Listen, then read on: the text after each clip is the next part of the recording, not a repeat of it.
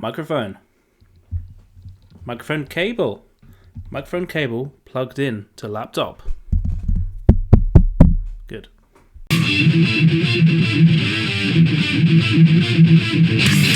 Welcome back, to viewer, to Mostly Racing, and welcome to my review of the 2024 Oliver Bearman Grand Prix.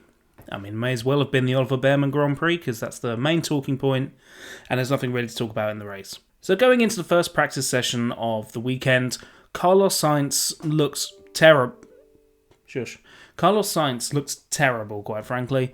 And yes, turns out he had appendicitis. So well done him for continuing on for a day, but clearly too unwell to continue throughout the rest of the weekend. So this 18-year-old gets his full Formula 1 debut for Ferrari. So allow me to reel off some statistics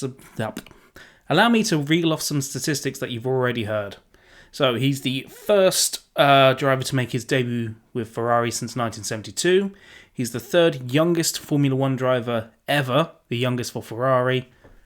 First British driver for Ferrari since Eddie Irvine. First English since Nigel Mansell. But the most important thing, of course, is that he is from Chelmsford in Essex, which is more or less where I'm from. Background. Now, I can only see what's on my camera, so I have no idea how that's worked. So, hopefully it's worked. I wonder if it's made the whites of my eyes go green. I wonder if it's made the whites of my eyes go red. Maybe. Now, obviously, we all wish Carlos Sainz the best. The smooth operator had a smooth operation, so shouldn't be out for too long. When Alex Albon had the same issue, he was back he was in the car within 2 weeks. So presumably, we will see Sainz back for the Australian Grand Prix.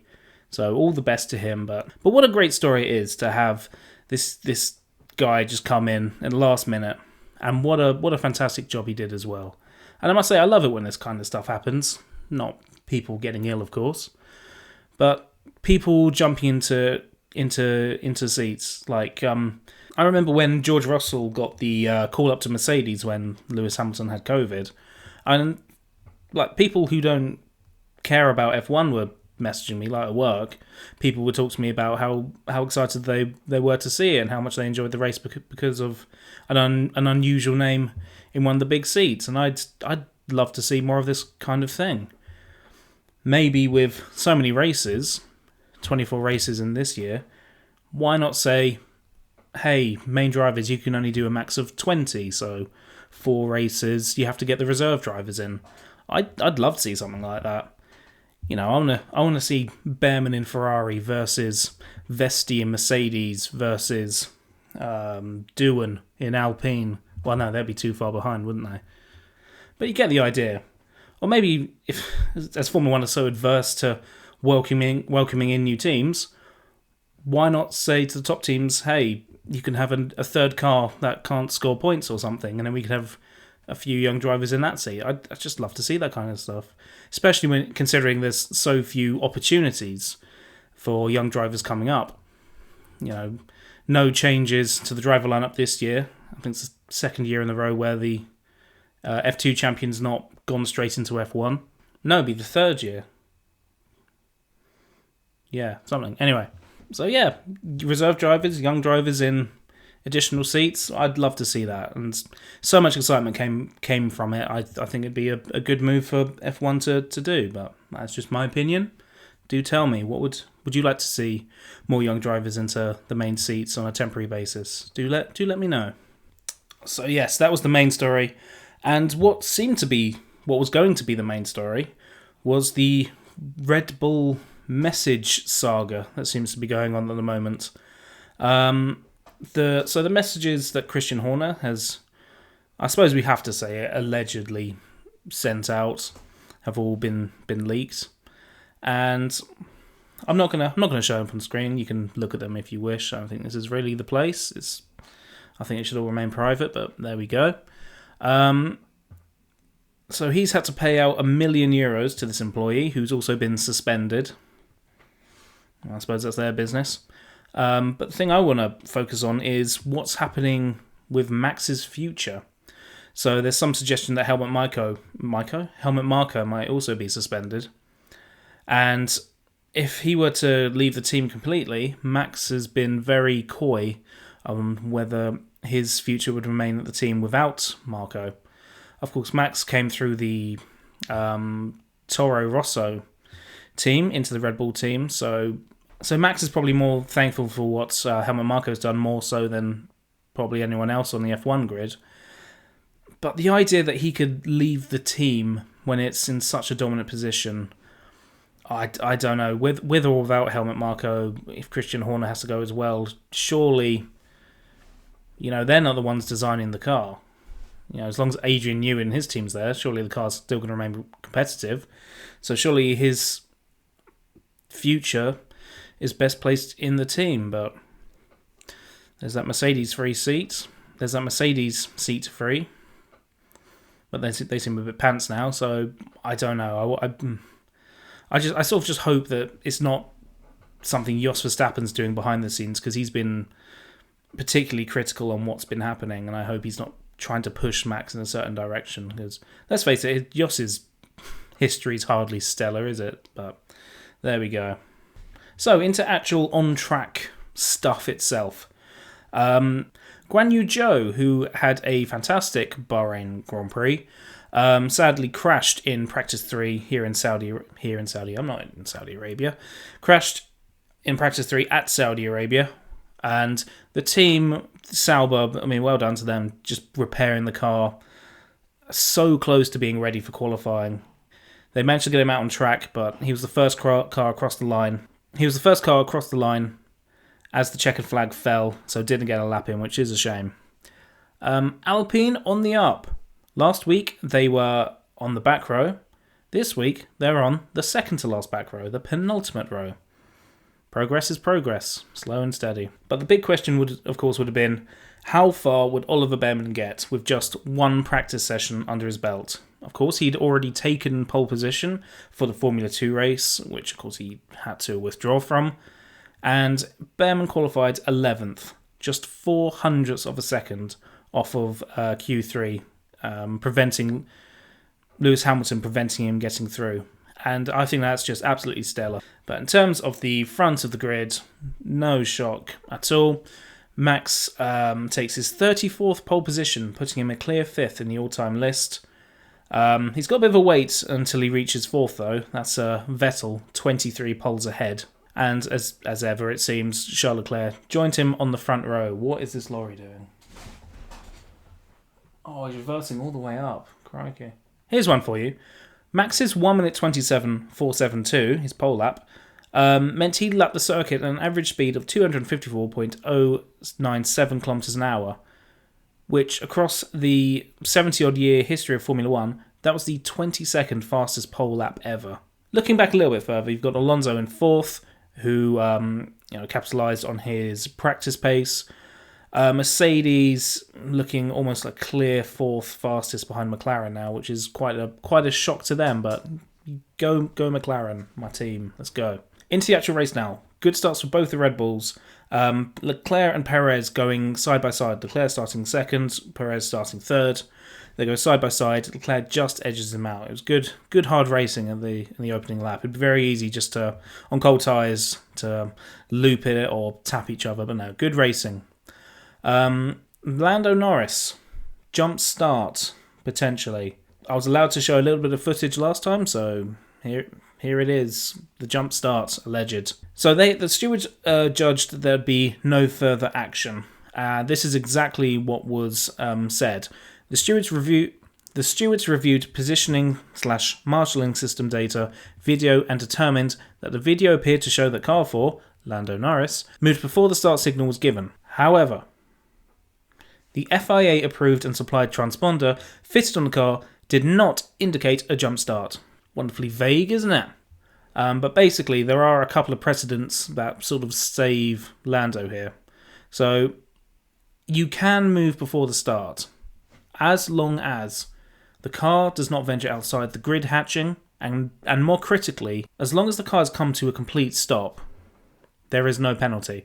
We've seen this happen. We've seen this happen a few times.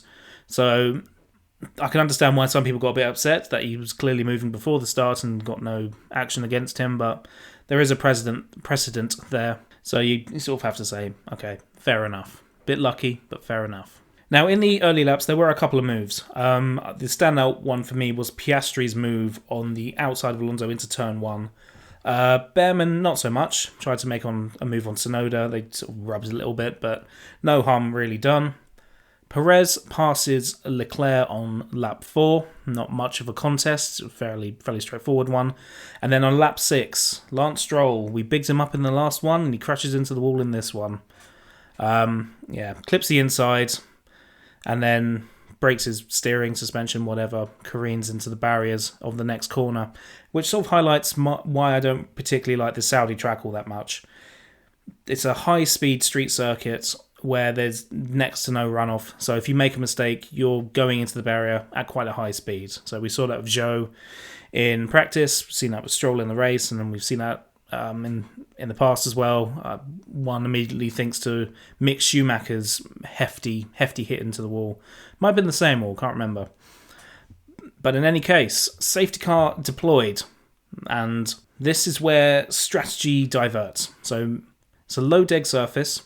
Most people will come into the pits to put on the hards. Staying out were the likes of Norris, Hamilton, and Hülkenberg, who would play more into the interest of this race than the other two, quite frankly. So, for the restart, it's Norris yet to stop, Verstappen on hards, who wouldn't need to stop again, Hamilton needing to stop, and Perez in 4th, not needing to stop. I should mention as well that Sergio Perez would pick up a penalty for an unsafe release on Alonso, but it had no impact in the race result, so it is what it is on that one. Good restart from Norris. Bit of silly buggers, but it pays off. Bearman passes Tsunoda. Verstappen doesn't take too long in dispatching Norris on lap 13, and Perez passes Hamilton on the same lap. Our boy Oliver Bearman passes Tsunoda on lap 14, and Leclerc passes Hamilton on lap 15, and that's sort of it for any major overtakes for the race. 35 laps to go, and then not much else in terms of side-to-side action. In terms of the front runners, we know where this is heading. So, Nick's big brain of the weekend goes to the Haas team. Your trophy will be coming in the post, something like that. So, like Norris and Hamilton, Hülkenberg didn't pit under the safety car. So, in order for his strategy to pay off, he'd have to make a significant gap against those behind him. Well, luckily for my fellow Nick, he's a Nico, it's close enough, his Haas teammate found himself with a slightly damaged floor, his fault, and 20 seconds worth of time penalties. So many penalties that, if applied, he'd only just be finishing. Now, I'm not wearing a watch. So in any case, Magnussen's weekend's basically unsalvageable, but he can be the pawn in Haas's high-speed chess game. Sometimes the best strategy in racing is to go slowly. Magnussen's times dropped off from high 1 minute 34s to low 1 minute 36s, so a second to second and a half on average drop in times. In the process, he holds up the RB, Tsunoda more than Ricciardo, Ocon and the Williamses. And incredibly enough, this allowed Hülkenberg to pull 20 odd seconds on them, and Hülkenberg jumps the lot of them when he has to make his mandatory pit stop. A phenomenal job in racing housery, if you get my drift, from Magnussen. As hard as the others behind him tried, they just couldn't get past him. You shall not pass, the Maginot line, as Murray Walker would always say.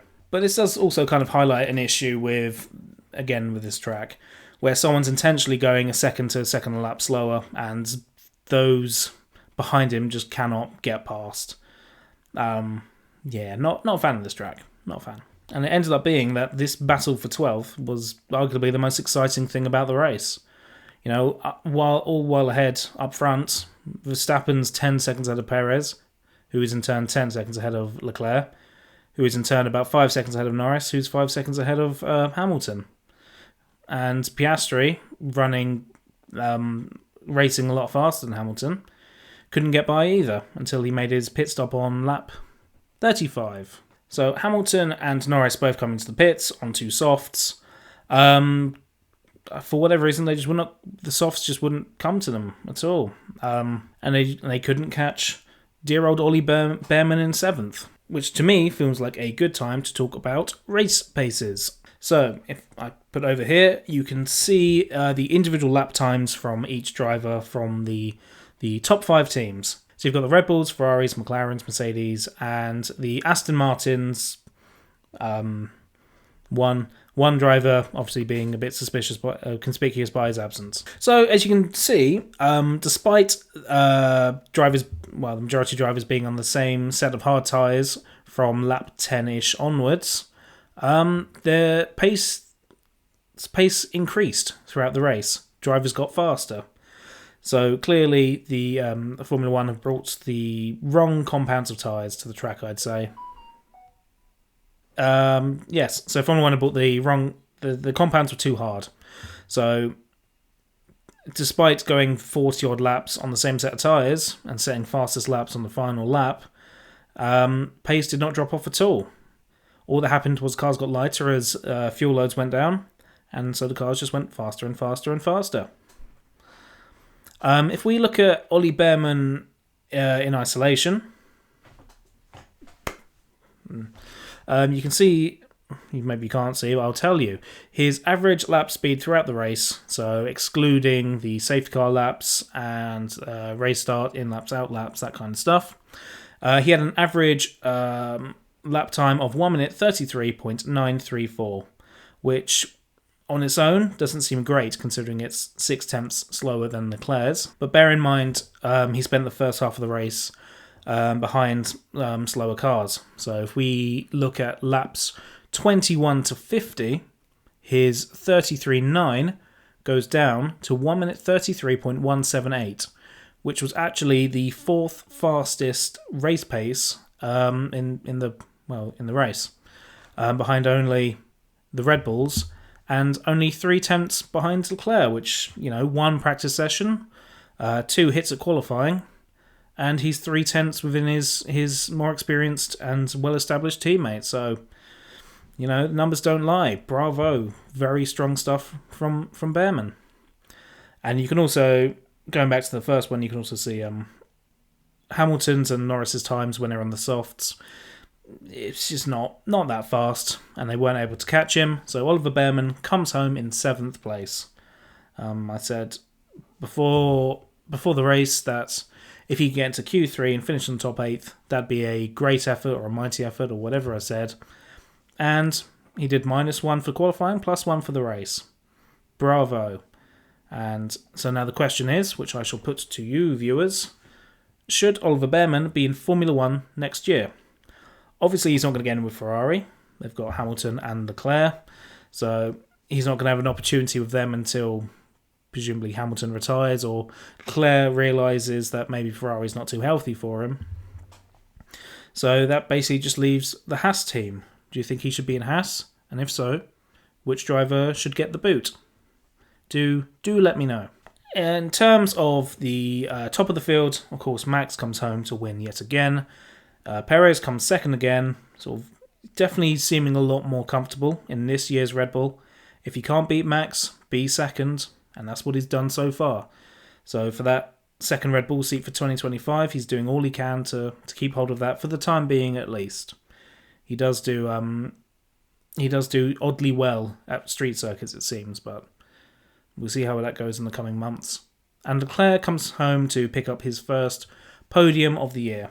Good stuff there. So pecking order does look Red Bull, Ferrari, McLaren looking a clear third ahead of Mercedes at the moment. So it looks like Hamilton's jumping ship at the right time. And in 10th place, Nico Hülkenberg picks up his and Haas's first points of the year. I predicted they'd be the slowest car, and they've scored points within 2 races. So what the flip do I know? Overall, I'd say the race was weaker than Bahrain's, which I gave 3.5. And the only redeeming feature for this race was the excitement and the hype of Ollie Bearman getting the seat in the last minute. So I give this race 3 out of 5, and it's lucky to get that. Without Bearman, we're probably looking at a 2. But that is it for my notes, so I shall say thank you. If you got to the end, let me know if you actually got to the end. Give a like and all that good stuff.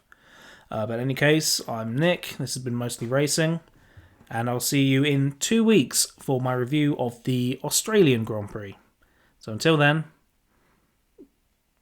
I should have thought of something to say, but I haven't.